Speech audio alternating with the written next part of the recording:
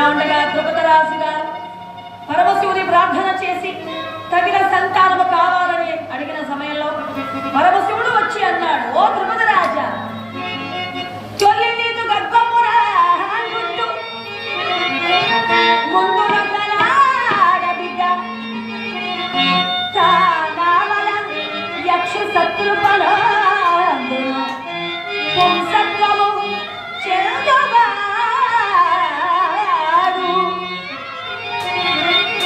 భీష్ముని చావగమోదుడా తడే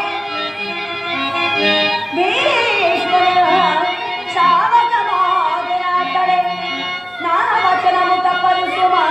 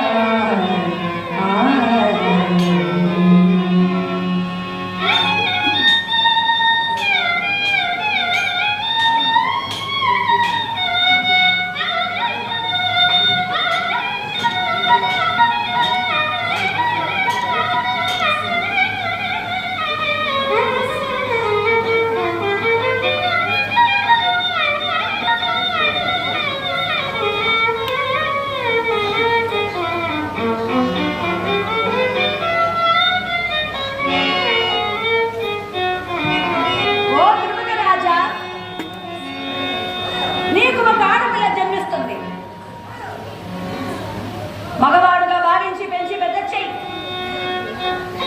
నీకు పుట్టిన ఆడపిల్ల మగవాడుగా మారి భీష్మ పుత్రానికి కారకుడై తర్వాత నీ వంశాన్ని ఉద్ధరించగలడు. నా మాట తప్పదు, నిజం అని ఆశీర్వదించి వెళ్ళాడు శంకరుడు. ద్రుపదరాజు గారి భార్య గర్భము ధరించి నవమాసములు కట్టించిన తదుపరి ఒక ఆడపిల్లకు జన్మనిచ్చింది. శిఖండి అని పేరు పెట్టారు. మగవాడిగా అందరికీ తెలియజేశారు, మగవాడిగా పరిచయం చేశారు దేశానికి, మగవాడిగా బట్టలు వేశారు, మగవాడిగా విద్యను నేర్పారు. ఇది పరమశివుడి అనుజ్ఞ. మగవాడుగా భావించి విద్యను నేర్పమని, మగవాడుగా భావించి పెళ్లి చేయమని